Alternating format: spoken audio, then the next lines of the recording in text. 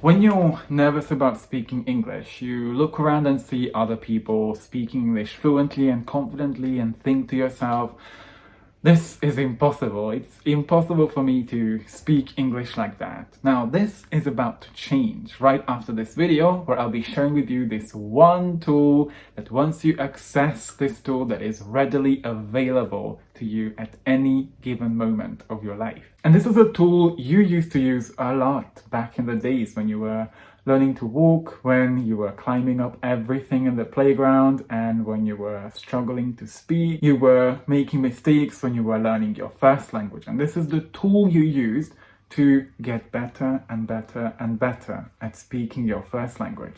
And this is the exact tool that I always accessed that helped me become the person I am today, the person you're watching in this video. Having traveled to 36 countries, having lived in 4 different countries, and building this incredible global business that has impacted thousands of lives, helping them speak English fluently and confidently. And the reason, and I'm gonna talk about this more in the rest of the video, I could leave my home country, Hungary, at the age of 22, that has transformed my entire life.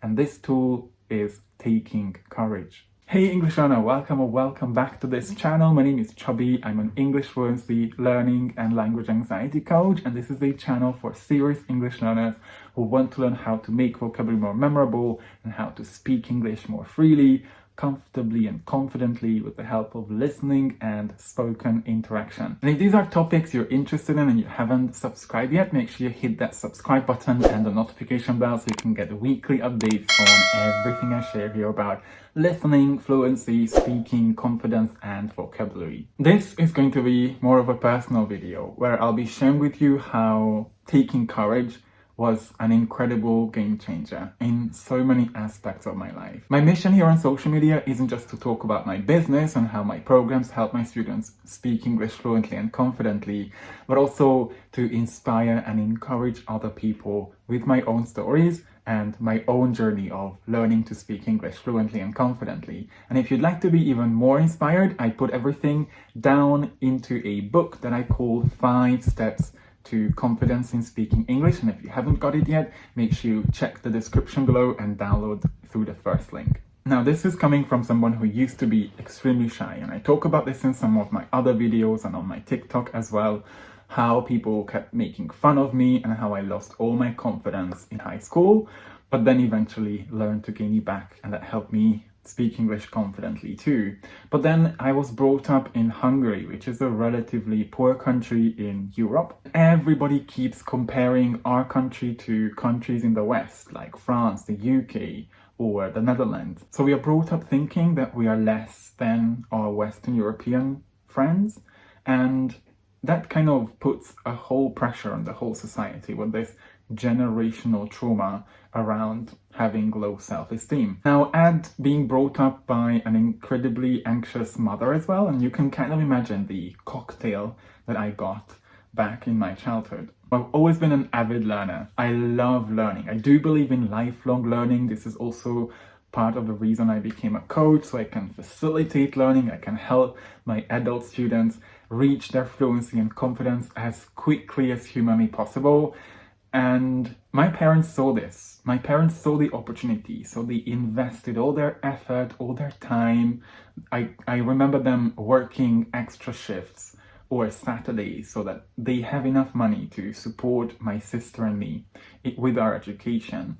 So I kind of felt like it was my duty to keep studying. They also kept telling me, keep studying because you're gonna end up like us, working in factories.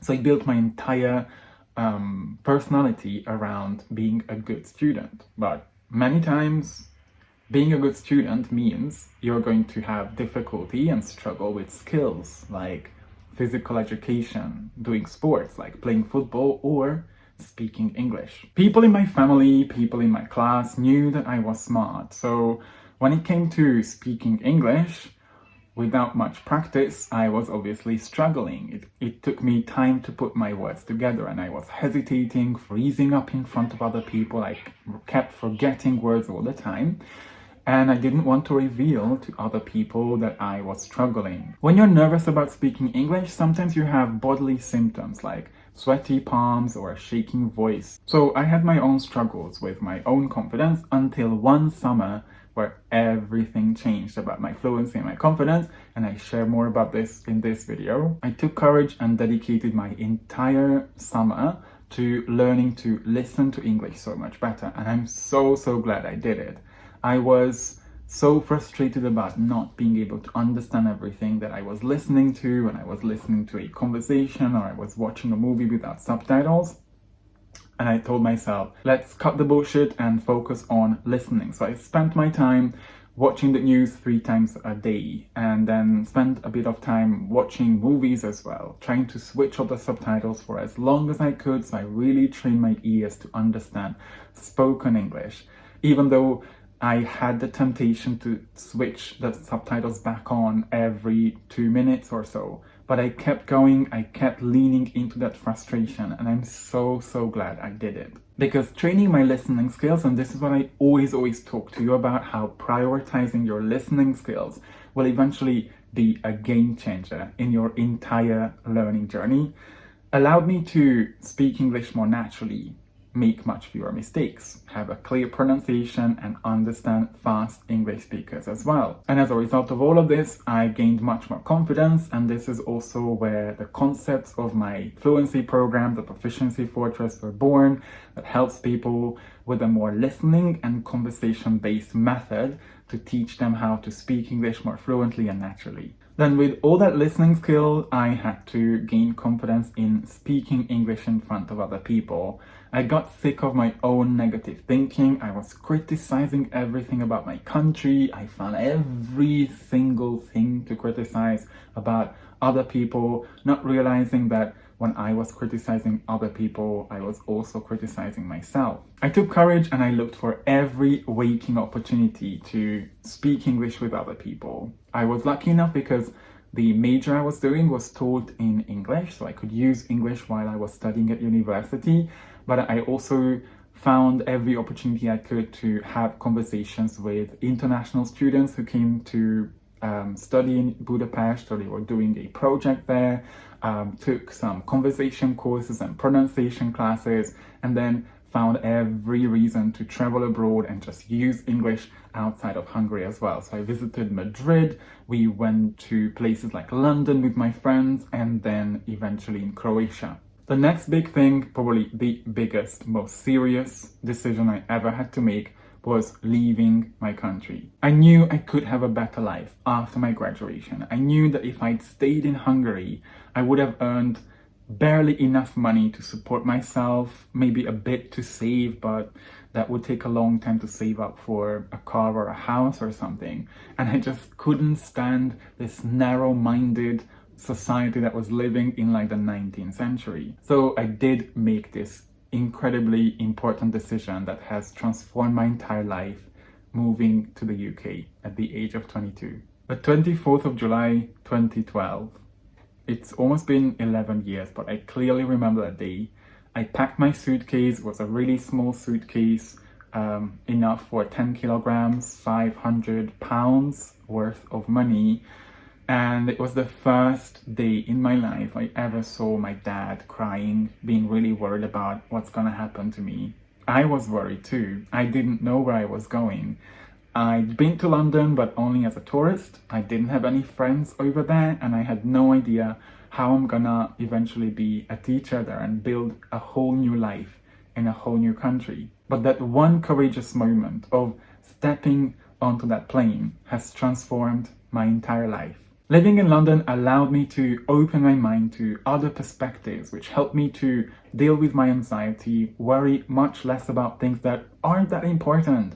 I learned from my best friend from South Korea how you only need to take courage to feel so much better and have freedom. Or my Italian friends always taught me how you don't need to take everything so seriously, just chill. London also gave me the opportunity to open up a business, helping immigrants moving to London and trying to find a better job in offices or as engineers. by improving their fluency and their confidence in speaking English as well. We used to have one-to-one classes, we used to organize conversation circles that people loved because they could meet people from all around the world. We went on trips to other cities in the UK like Bath, Brighton or Birmingham, and I made deep connections with so many incredible people there who now became some of my best friends that for sure would never have happened if I wasn't speaking English so well and so fluently. And London was also what allowed me to travel to so many countries. That was the time I was traveling really actively. I went to places like Dubai to visit my friends, San Francisco, which was always my dream to actually visit, and I spent 6 amazing days there. And also the Dominican Republic in the Caribbean, where I took my sister on a surprise trip just because I could speak English and earn enough money to help my sister see a different country too. And all this could happen only because I took the courage and left. And the last time I needed a huge amount of courage in the most depressive moment of my life was quite recently, about 2 years ago exactly, where I'm recording this video as well, in Japan. I was working for an English language school, but then I decided to quit in the middle of COVID and start my own company. I don't want to go into the details too much, but the parents of the kids that I was teaching in that school had extremely high, unrealistic expectations. They thought they just throw their kids in for about 30 minutes a week, and I'm just gonna magically wave my wand and help them speak English in 30 minutes a week, just because they spend some time with a white person who speaks English to them. And you might have the impression that kids in Japan are all disciplined and they are well behaved. Well, I had amazing students. Some of the students are so cute. They were so passionate about learning English. They kept coming, they kept working on their fluency and getting used to be okay with speaking. But some kids were the worst. They kept climbing on my neck, screaming into my ears, throwing tantrums randomly at every 5 minutes. And I felt like I was a babysitter and not an English teacher. And I thought, well, with my master's degree and with my, at that time, 13 years of experience teaching, I could have so many other opportunities. I was depressed. I was 9,000 kilometers away from my family, and I don't have to tell you, I guess, about COVID. I was worried about my parents in their 50s, my grandma in her 70s, and not being able to do what was part of my identity, which was spending time with friends, drinking and eating out in restaurants, and traveling.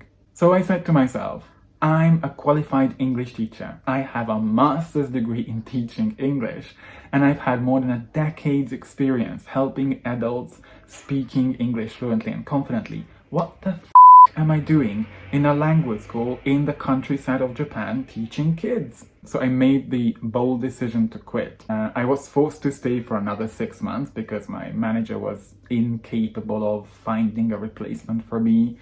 And that was the worst, most depressive moment in my life, when your heart wants to be in another place, but your body keeps you there, and you know that you are still staying there, but you already want to be somewhere else.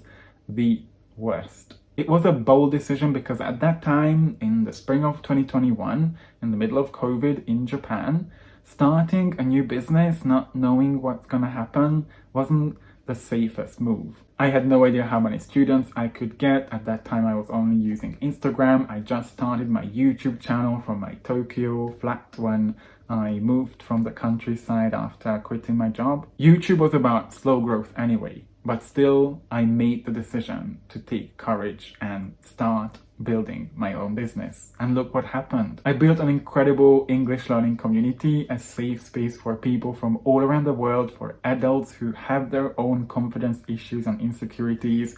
In the last 2.5 years, we've had students from countries like Turkey, Mexico, Argentina, Brazil, France, Italy, Spain, South Korea, Macau, and so many other countries. So again, I'm so glad I took the courage back then and made this hard decision. Why am I telling you all this? Well, first of all, I'm not just here to share with you tips and tricks and strategies. I want you to see the person behind the channel, behind the business as well. Because I truly believe I'm not just here to give you whatever worked for me or my students. I'm also here to inspire and encourage people with my own story and my own journeys as well. A new idiom, more advanced grammar, or more complex ways of expressing yourself aren't going to help you feel more confident about speaking English. When you're nervous about speaking English, the key to eliminating all those thoughts of like, are people gonna laugh at me, or oh, I'm gonna make mistakes for sure, is to take courage. There's a Zen saying that I love, and it has always been true in my life, that helped me along this journey of taking courage and then benefiting from that courage.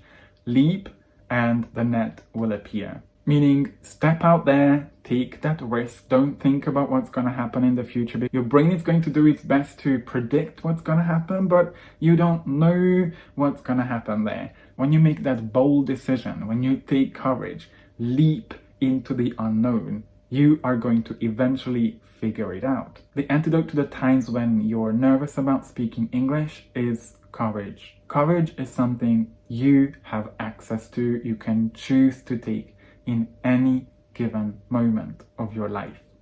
You don't know what's going to happen, and the things you are afraid of going wrong are just as likely to happen as things going well. The way I look at change and fear is that change is good and it's inevitable. I prefer to change in a way I prefer than experiencing something that forces me to change in a different way. You either spend your whole life wasting energy on avoiding the scary things, the uncomfortable things, trying to find workarounds, the easy way, but don't eventually succeed in overcoming your fears. Or you spend that energy facing that fear, because the only time that you have full control over is the here and now. And don't forget to use all the tools that are available to you as you're speaking while you're still feeling nervous. Things that I teach to my students all the time, and if you want me to, I can create a whole video on some of them that will help you as well the same way.